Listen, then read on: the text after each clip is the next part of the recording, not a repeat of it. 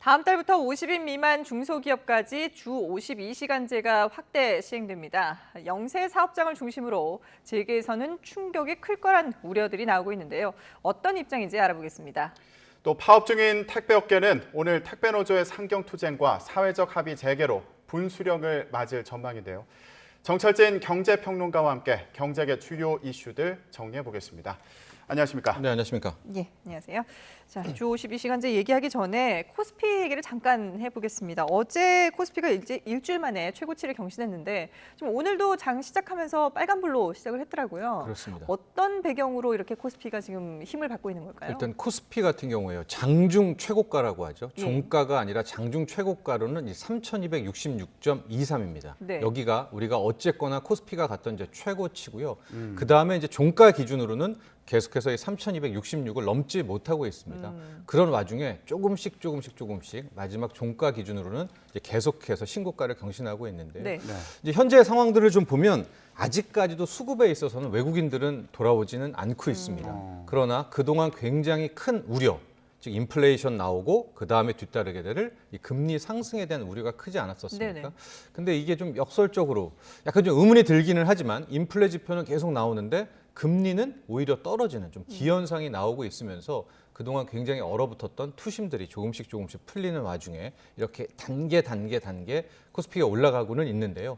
다만 오늘 내일 굉장히 중요한 빅 이벤트가 있습니다. 네. 이제 미국에서 6월 FOMC 회의, 우리로 따지면 뭐 금융통화정책위원회, 그러니까 네. 뭐 금리 결정하고 이런 겁니다. 그러니까 우리 시각으로는 이게 목요일 날 반영이 될 것 같은데 네. 과연 6월 FOMC 회의에서 제롬 파월 연준 의장의 입에서 뭐 테이퍼링에 대한 시그널이 나오는지 안 나오는지, 아니면 이번에도 인플레 이거 가짜다, 일시적이다, 그러니까 금리 테이퍼링은 전혀 손대지 않겠다라는 또 한번 시장에 확신을 줄지, 네. 아마 이것까지 좀 확인하려고 계속해서 미미하게 올라가고는 있는데요. 예. 결과적으로 미리 들어가시지 않았던 분들은 일단은 목요일 아침이면은 그 이벤트의 결과를 확인할 수 있을 거 아니겠습니까? 네. 네.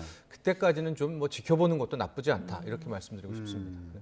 그러니까 미국 같은 경우에 양적 완화를 거둬들일지 아니면 금리 인상에 나설지 이런 신호가 나오는지를 잘 지켜봐야 된다, 이런 말씀이시죠. 네, 예. 그거에 따라서 장기적으로 어떻게 진행될지는 또 좀 더 지켜봐야 되는 상황이겠네요. 맞습니다. 만에 하나 뭐 테이퍼링도 뭐 절대 이거는 인플레가 아니니까, 인플레이션이 아니라는데 돈을 거둬들이지는 않겠죠. 근데 네. 인플레이션이 아니라는데 금리를 올리지 않지 않겠습니까? 만에 하나 다시 한번 그렇게 이 제롬 파월 미국의 연방준비제도가 이 확신을 준다면 예. 그동안에 우리 시장의 주도주는 뭐 반도체라든가 바이오라든가 성장주 아니겠습니까? 이제 여기가 다시 한번 좀 힘을 낼 수도 있겠다.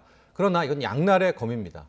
지금까지는 이게 다소설인데 만에 하나 이 시장의 예상을 깨고 뭐 제롬 파월 연준 의장이 뭐 본이든 본의가 아니든 이거 약간 인플레가 이거 봤더니 약간 걱정이 되는데 뭐 이 정도의 코멘트만 하더라도 네. 시장은 또 큰 충격을 받을 수가 있거든요. 그렇기 때문에 실은 뭐 항상 결과를 확인하고 들어가는 것도 나쁘지는 않기 때문에요. 예. 당장 이번 주 목요일에 우리 시각입니다.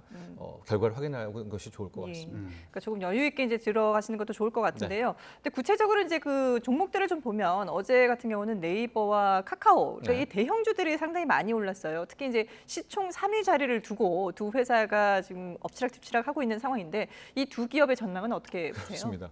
우리나라가 시가총액 방식이기 때문에요. 이 대형주가 올라가 줘야 전체적으로 힘을 지수를 받죠. 끌어올려 예. 가지 않습니까? 근데 뭐 거의 1, 2위는 정해져 있죠. 예. 삼성전자하고 SK 하이닉스인데요. 지금 우리뿐만이 아니라 전 세계 이 반도체 업종에 좀 업황은 뭐 괜찮다고는 하는데 네. 주가는 계속 빠지고 있습니다. 네. 그러니까 이 둘이 못 가고 있기 때문에 시장도 못 간 거였는데요. 바로 여기에 구원투수로 나온 것이 있는데 이 두 곳의 빅 플랫폼, 바로 이제 네이버와 카카오가 계속 올라가고 있고요. 특히 카카오의 약진이 굉장히 놀랍습니다. 네. 그래서 이들이 지금 3위, 4위, 3위를 놓고 지금 싸우는 이제 형국이 돼버렸는데요. 예.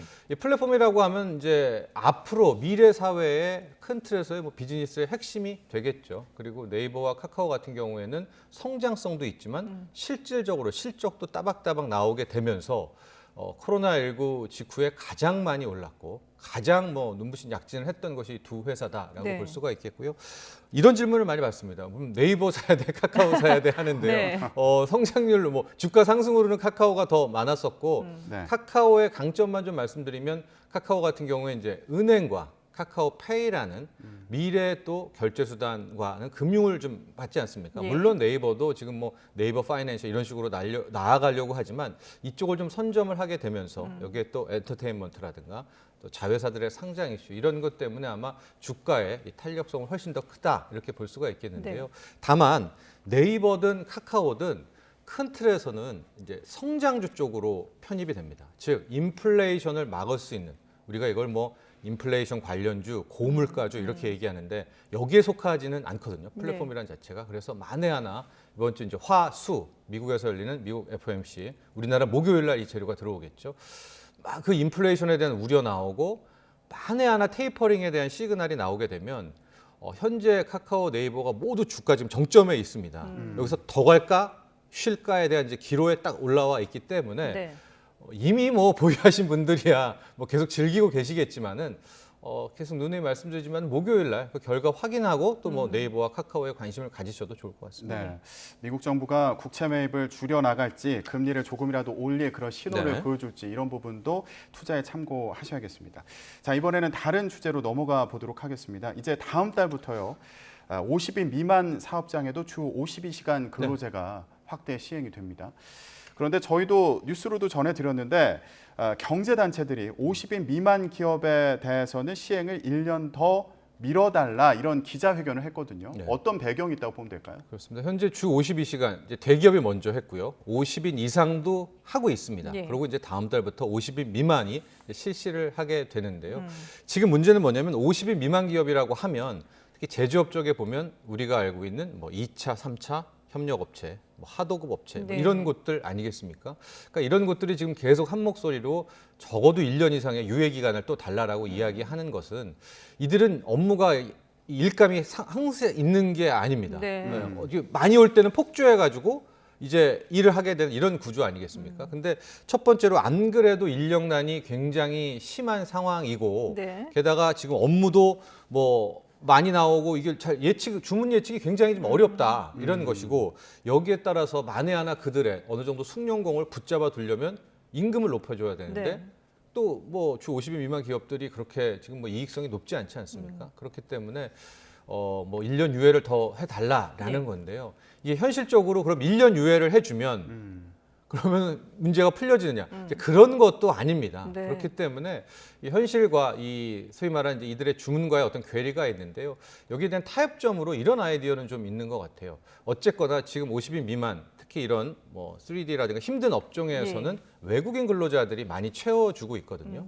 현재 50인 미만 기업들이 더 많이 좀 이 볼멘 소리를 하고 힘들다고 하는 것은 코로나19 때문에 이제 외국인 근로자의 수급도 만만치가 않아요. 그렇죠. 그러니까 뭐 1년 유예라고 이야기는 했지만 뭐 코로나19가 어느 정도 회복이 돼서 외국인 뭐 근로자라도 수급이 좀 활발하게 될 경우에까지만 좀 봐달라. 아마 이런 움직임도 함께 목소리가 나오고 있습니다. 그래서 이 부분에 대해서는 좀 더 지켜봐야 되지 않을까 예. 봅니다. 네. 그러니까 말씀하신 것처럼 지금 경제단체들은 이런 그 영세한 그 사업장 같은 경우에는 코로나19 때문에도 여러 가지로 여파가 있는데 거기다가 지금 주 52시간제까지 하게 되면은 정말 너무너무 어려워진다. 그렇기 때문에 이걸 좀 연장을 해달라라고 요구를 하고 있는 건데 네. 뭐 형평성 얘기도 또 나오고 있지 않습니까? 실제로 이게 뭐 대기업에 적용할 때도 9개월 정도 네. 그렇게 했었고 또 50인 이상 사업장에 할 때도 1년 정도 1년 계도 이었으니까. 기간이 네. 있었기 때문에 우리도 이런 기간이 필요하다 이렇게 지금 요구를 하고 있어요. 네. 그런데 왜냐하면 이제 그 계도 기간을 같이 지켜봤을 거 예. 아니겠습니까? 그러니까 더 많은 이제 시간을 준 거나 다름없는데 예. 계속해서 그 이야기를 하고는 있습니다. 그리고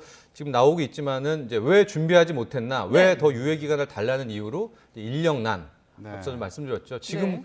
일할 사람이 특히 이 50 미만 사업장에는 잘 없습니다. 특히 젊은 피들이 수혈이 돼야 되는데 뭐 최근에 2030들은 이제 근로의 패턴도 많이 다르죠. 그렇죠. 요구하는 것들도 다르고요. 또 주문 예측 어려움이라는 게 저런 거예요. 대부분이 이제 협력업체고 하도급이기 때문에 일이 와야 그걸 받아가지고 그때부터 출발을 하거든요. 네. 그러니까 뭐 상시 고용 인력을 많은 돈을 주고 붙잡을 수가 없다라는 네. 것이고 그게 네. 이제 인건비 부담 저렇게 나오고 있는데요.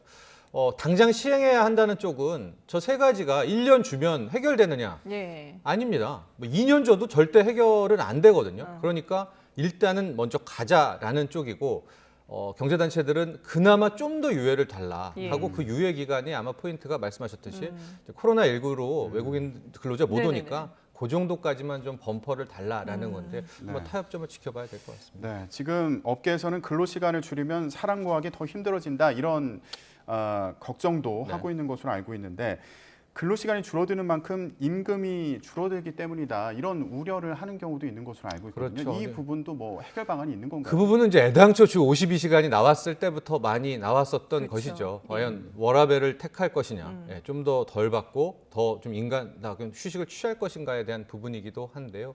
다만 여기서 관가해야 되지 않을 것은 어느 정도의 연봉 이상 여유가 있다면야 난 좀 더 쉬는 쪽을 택할 그렇죠. 수도 있겠지만 예. 또 어려운 근로자들, 형편이 어려운 근로자들은 한두 시간이라도 더 해서 다만 또 몇만 원이라도 더 받고 싶은 또 근로자의 욕구도 함께 존재하고 있거든요. 아마 이 부분을 또 어떻게 품을 것인지에 예. 대해서도 더 고민해 봐야 될 것 같아요. 예. 정말 해결이 쉽지 않은 그런 문제인데 뭐 당장 지금 이제 시간이 얼마 없기 때문에 그 안에 좀 해결책을 빨리 찾아야 되지 네. 않을까 싶습니다. 자, 그런가 하면 지금 노동계가 또 관심이 아, 집중되고 있는데요. 지금 바로 택배 업계입니다. 저희가 앞서 이제 그 집회 현장을 기자를 통해서 알아보기도 했습니다만 오늘은 이제 택배 노조가 전국에 있는 노조들이 이제 상경 투쟁을 벌이기도 한다고 하거든요. 글쎄 오후에는 다시 이제 합의를 위한 그 협의가 이루어진다고 하는데 오늘 뭔가 좀 해결책을 찾을 수 있을까요? 일단은 지금 밖에 비도 오고 예. 하는 이제 상황인데요. 오늘 저녁 때 오후쯤에 2차 사회적 합의 그리고 다시 한번 회의가 네네. 있습니다. 아마 여기에 대해서 다시 한번 의견 표출을 위해서 이번에는 상경 투쟁이 시작이 되는데요. 네. 정확히는 뭐 표현할 수 없지만 약 한 5천 명 정도가 서울로 특히 국회 앞으로 집결할 것으로 현재 예상이 되고 있습니다. 네. 이제 여기 속속 지금 다 올라오고 있는 이제 그런 모습을 보이고 있는데요. 아마도 지금 이슈는 이제 처음 나왔던 이슈들, 이 분류 작업에 대한 비용 부분에 대한 이슈가 하나가 이제 계속해서 나오고 예. 있고요. 이제 두 번째 이슈가 거의 노동 강도가 살인적이지 그렇죠. 않습니까? 뭐 예. 시청자 여러분들이 보시기에도 택배 노동자분들, 택배 근로자분들이 그러니까 당국에서 이제 60시간 제한을 걸려고 하는데 이게 앞서 말한 50인 미만 주 52시간제와 같은 또 상황이 나오는 거예요. 이 역시 일을 해야 돈을 벌 텐데 60시간으로 끊어버리면 소득은 줄어들 수밖에 없지 않겠습니까? 그 부분을 어떤 식으로 좀 보전해 달라라는 이제 두 가지 이슈를 가지고 아마 치열하게 또 논의가 있을 것 같게 됐습니다. 근데 첫 번째 같은 경우에 이제 분류 부분에 있어서는 이제 이쪽에서는 사측에서는 이제 분류 기계를 들여오겠다, 시스템을 들여와야 되니까 뭐 거기에 대한 시간을 좀 달라, 이제 이런 부분이 나오고 있는데 60시간으로 줄이는 대신에 그 보전 부분들, 소득 보전 부분에 대해서는 실은 정부도 굉장히 단호하거든요. 네네. 그래서 이 부분이 좀 사회적 합의는 쉽지는 않을 것 같습니다. 네. 근데 어제 저희가 택배 노조 관계자를 전화 연결해서도 들어봤지만 이미 1차 사회적 합의 기구에서 약속이 됐던 부분이잖아요. 네. 근데 왜 이거를 빨리 시행을 못 하는지 그 부분에 대해서 상당히 좀 불만을 토로하시더라고요. 그렇죠. 아마 이게 여러 집단 또 회사들의 어떤 이익이 다 얽혀 있기 때문에 예. 조금 더 자신의 쪽으로 유리하게 시간을 끌거나 더 많은 좀 시간을 확보할 때 유리할 것 아니겠습니까? 네. 뭐 그런 힘겨루기 차원도 있지 않을까 이렇게 보고 있습니다. 네. 결국에 택배 요금을 인상해서 이 분류 작업 시스템을 만드는 데 투입을 하고 그리고 또 일부는 근무 시간이 줄어드는 택배 노동자들의 임금을 어느 정도 맞춰주는데 사용했으면 한다. 이게 네. 지금 노조 측의 주장인 것으로 알고 있는데 네. 이게 쉽지 않은 상황인가 봐요. 왜냐하면 이제 이 둘이 사측과 노측의 어쨌든 합의가 있는데 그 결과가 이제 택배비 인상으로 오게 될 경우에는 이제 이 택배를 이용한 소비자들도 또 하나의 이제 당사자 쪽으로 가게 되는 거 아니겠습니까? 네. 당장 우리의 택배비가 또 올라가고 있으니까. 그래서 일단 해법은 어느 정도 쉬울 수가 있겠죠. 택배비를 올려서 그 인상분 가지고 반은 분류 시스템으로 가고요. 예. 뭐 아니면 뭐 절반은 60시간으로 끊는 대신에 여기 보존으로 가고. 그러나 이렇게 될 경우에 소비자들은 또 반발이 나오겠죠. 택배비 인상 부분에 대해서는. 네. 그러니까 이걸 무턱대고 또 택배비 인상이라는 해법을 솔루션을 내기에도 이번엔 노사 모두가 또 약간 당혹스러운 부담이 면이 부담스러운 면이 분명히 예. 있습니다. 그렇기 때문에 이거를 어느 정도 치열한 논의 끝에 택배비 인상 뭐 이렇게 되면 모르겠지만 마치 서로가 다 없이 그냥 택배비 인상으로 가게 될 경우에는 이젠 여론이 또 나빠질 수가 있기 때문에 이것도 또 하나의 변수로 작용하고 있습니다. 예. 네. 참 쉽지 않은 또 결정이 되겠군요. 그런가 하면 지금 파업 상황이 복잡한 곳이 또 한 곳 있습니다. 국민건강보험공단 고객센터 직원들이 이제 직접 고용을 해달라고 요구를 하면서 파업을 하고 있는데, 근데 여기에 지금 최고 경영진이 단식 투쟁을 여기에 맞서서 하고 있어요. 이런 경우도 처음 보는 것 같은데요. 그렇습니다. 이제 공기업, 예. 공공기관에 이제 직고용하지 않습니까? 네. 비정규직의 정규직화. 그래서 그동안 우리 사회에 인천국제공항, 인국공 사태, 뭐 공정성 시비 뭐 이런 것도 많이 있었는데요. 지금 문제는 이제 이 건보에서 고객센터, 건보공단에 일종의 이제 고객들 콜센터 하는 네네. 부분들에서도 현재 민간 기업에 고용이 되고 있는데 이제 이것을 이제 공기업화해달라, 건보가 직접 고용해 고용해달라. 직고용해달라라는 이제 그런 이슈를 가지고 계속해서 협의를 하고 있는데. 네. 오늘 문제는 이 와중에 이제 수장이죠. 이거를 조율해야 될 이사장이, 김용희 이사장이 자기가 한 발 뒤로 물러서서 이제 단식 투쟁을 예. 하는 굉장히 좀 비난이 많이 쇄도하고 있는데요. 왜냐하면 이 김용희 이사장이 어떤 자신이 소위 말하는 공기업의 정규직화에 뭐 관여되지 않은 사람이 아니라 본인의 어떤 브레인, 본인이 여기에 굉장히 적극적으로 참여해서 이제 이것을 하나의 현 정부의 또 하나의 이제 뭐 대선 공약으로 나오는데도 일조했던 사람이거든요. 네. 그렇다면 어떻게 됐든 본인이 뭐 둘을 만나서 협의를 하든 토론을 하든 하든 뭐, 설득을 예. 하든 해야 될 것 같은데 예. 마치 둘 모두가 잘못이다라고 하고 본인이 단식 투쟁으로 빠져버린다면 굉장히 무책임한 행동이다라는 이제 지적들이 나오고 있습니다. 네. 지금 문제 핵심이 고객센터 직원들의 직고용 문제인데 네. 이걸 두고 정규직 노조에서는 역차별이다, 공정하지 않다 이렇게 주장을 하고 있는 상황이고요. 네. 예. 또 한편에서는 이거 제2의 인천국제공항 공사 사태로 번지는 거 아니냐, 취업준비생 사이에서 역차별 논란이 일고 있다는 그런 얘기도 있습니다. 이 부분은 어떻게 봐야 될까요? 그렇습니다. 특히 이제 인국공 사태가 워낙 커가지고요. 인천국제공항 사태 그 이후부터 뭐 공정성 이런 것들이 큰 화두가 되지 않았었습니까? 네네. 그리고 현재 내년 3월에 대선을 앞두고 이제 이게 마지막, 특히 이제 건보 같은 경우에는 의무적 뭐 정규직화 기관이 아니라 이제 자율협의 정규직화 기관에 속해 있기 때문에 네. 더 큰 이 딜레마가 발생을 하고 있는 그런 상황이고요. 현재 뭐 젊은 취업 준비생들 사이에서는 말씀하신 대로 또 한 번의 그런 공정성 시비들이 굉장히 크게 일어나고 있습니다. 예. 그렇기 때문에 이것은 김용희 이사장이 직접 본인이 책임을 져야죠. 본인이 결정을 내리고 본인이 된다 안 된다를 판단을 해야 되는데 그 책임을 지기 싫어서인지 아니면 뭐 또 다른 고민이 있어서인지 모르겠지만은 예. 단식 투쟁으로 빠져버리게 되면 이 둘을 계속해서 싸우겠죠. 그렇죠. 서로 계속 싸우게 되겠고 끝까지 마지막 이 수장이 판단을 안 내리게 된다면은 본인은 책임을 안 졌다라고 뭐 일종의 이 정신 승리는 할 수 있겠지만은 그 책임을 져야 될 사람이 안 진 건 아니겠습니까? 그래서 예. 이게 더 불거져서 일종의 노노 갈등, 여기에 제2의 인국공 사태 이런 커다랗게 커질 수 있는 불씨를 좀 마련했다는 차원에서요. 지금이라도 오히려 단식보다는 함께 좀 현장에 가서 본인이 좀 조율하는 그런 자세가 필요할 것 같습니다. 지금 예. 조율을 안 하다 보니까 사태가 더 커지는 거 아니냐 이런 우려를 그렇습니다. 말씀하시는 네. 거죠. 예. 자, 다음 주제 살펴보겠습니다. 항공업계 상황인데요. 이스타 항공의 이제 새 주인 찾기에 상당히 또 관심이 많이 쏠렸습니다. 거기에 이제 하림그룹 또 쌍방울그룹이 인수전에 참여를 하면서 상당히 관심을 모았었는데 중간에 하림그룹은 인수전을 포기를 했고요. 그리고 이제 쌍방울이 중견그룹 성정 그리고 이 쌍방그룹 쌍방울 그리고 이제 중견그룹 성정 이 두 개 기업에서 2파전으로 정리가 되고 있는데. 쌍방울이 조금 더 유리하다고 볼 수 있을까요? 어떻게 예상을 이게 하세요? 이제 스토킹 호스 방식입니다. 예. 그러니까 미리 이스타항공이 이제 조건부 인수예정자를 정해놓은 거예요. 네네. 근데 그게 성정이라는 회사고요.